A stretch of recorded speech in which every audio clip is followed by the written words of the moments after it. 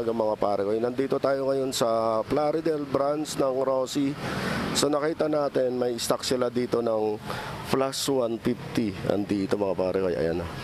Yung Plus 150 yung bagong model nila ngayon na FI. So panoorin nyo itong video na to, makikita po ninyo kung anong itsura ng Plus 150 FI nila. So yun, let's go. Sa harap makikita nyo yung harap niya, may ayan yung ilaw niya, yung headlight niya. Yung headlight niya, so LED na rin. May ganyan nasa taas. Tapos sa baba may black, tsaka may butas siya dyan na pasukan ng hangin para pag tumatakbo hindi siya medyo tumatama. Nasa gilid yung signal light. So yung signal light dito LED na rin mga pare ko, ayan. Tapos sabay may sticker, may decal siya na Rossi na nakalay na black tsaka puti. Tapos patulis yung sa harap niya. Pare ko, itong kulay na to glossy red. Tapos makikita niya dito sa harap sa may tapaludo niya may logo na Rossi. Tapos dito sa gilid makikita nyo may nakalagay na FI Euro 4. Tapos may decal siya na Plus 150X. Naka water cold na rin siya mga pare ko. Ayan na, water cold ang Plus 150. So pagdating dito sa baba, sa harap, makikita nyo, ayan yung pinaka water cold nya. Ayan, yung pampalamig ng makina. So yun, kita nyo dyan. Tapos dito, yung sa front fender nya, may glossy red. Tapos yung sa dulo, black. Tapos ito yung gulong nya, makikita nyo yung mugs, kulay gold yung mugs nya. Tapos yung sukat ng gulong sa harapan ay 90/80 by 17. Maganda yung pagkaka-rims nya. Mugs. Maganda yung mugs nya.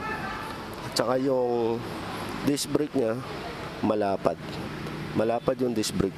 Yung plate ng brake, ayan, malapad. So yan, ganyan kalaki, ganyan yung itsura ng harap. Dito pagdating sa harap may butas. Yan, para sa air intake, yung pasukan ng hangin pag tumatakbo.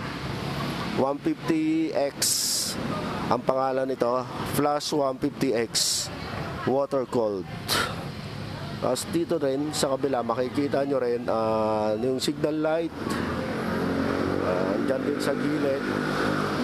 Tapos nasa baba yung DRL, daytime running light nya, yung kulay puti. Tapos may sticker pa rin siya na decals na black at saka white. So makikita nyo dito sa harap, sa gilid, ganun pa rin. Ganun pa rin yung mukha nya, yung guys sa kabila. May sticker pa rin siya, tsaka may FI na nakalagay, naka Euro 4. Water cold pa rin. Tapos may mga hasang sa dito na style, tatlo. Parang style hasang na ganyan. Makikita nyo. Tapos pagdating dito sa makina nya, ayan yung makina. Dating sa pinaka araro nya, matulis yung araro nya mga pare ko. Tsaka yung fender nya sa gulong medyo mahaba. Ayan, mahaba siya kasi para hindi papasok yung dumi dito. Kasi pagdating dito, open naman siya dyan. Ayan, wala siyang sasaluhan. So ayan, ganyan. Maganda rin yung forma nito ng Plus 150. Tapos pagdating dyan sa gilid, may mga butas. Maraming mga butas na nakalagay dito. sa gilid. May sticker siya na 150X. Tsaka may decal siya na naka-vanishing na black. Tapos titingnan natin dito yung exhaust niya. Ayan, yung pipe. Dito yung apakan, yung brake, dyan yung apakan ng back ride natin. Maano lang yung sa pipe niya, kunti lang yung cover. Tapos pagdating dito sa pipe, may nakalagay na Rossi. Ang lakas to na. Yan, may nakalagay na Rossi pagdating dyan. Ayan. Yung pipe niya, may kombisyon na kulay, silver tsaka black. Maganda din yung forma niya. Ayan. Kikita nyo. Tapos pagdating sa loob, sa likod, ganyan itsura ng likod niya. Ayan. Mataas yung puwet. So ang ano nito, ang sukat niya sa likod ay sukat sa likod ng gulong niya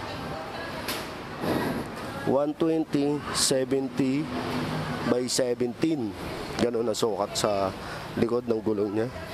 Tapos pagdating sa puwetan niya, makikita nyo yung ilaw niya, maliit lang. Ayan. Lahat ng ilaw dito mga pare ay puro LED. Tapos andito yung signal light. Ayan, maliit yung signal light niya. Tapos pagdating dito, may ilaw sa dito para sa plate holder natin. Din sa likod, dyan yung handlebar niya, grab bar. Ayan, grab bar niya maliit lang din. Okay.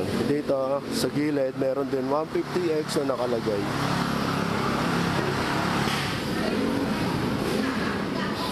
Tapos ito yung chin.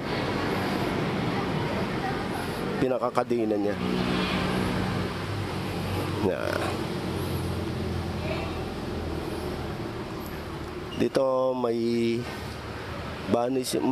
red siya tsaka black yung kulay dito ng flaring niya. Ayan. Tapos may palikpik na rin siya dyan na ganyan. Malupit na rin. Maganda na rin. Tapos pagdating sa upuan niya, makikita niya yung upuan niya ganyan. Medyo malambot na rin. Tapos malapad. Pagdating dito, nandito may charger siya dyan. Eto. May charger siya mga paroy. Saan yan yung susian niya? Ito yung susi niya, dalawa. FI siya. Yun. Ito, pagdating niya dito sa panel board, may halos ang digital tsaka yung normal na panel natin. Yan. Dalawa.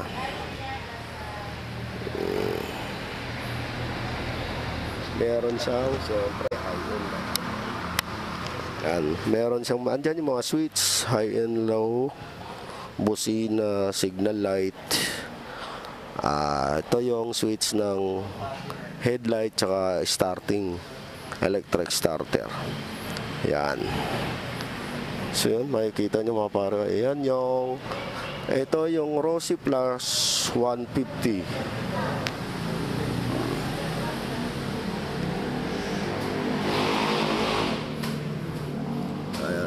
Maganda yung forma nito. Pang underbone ng datingan ng Rossi Plus 150 niya. So yun.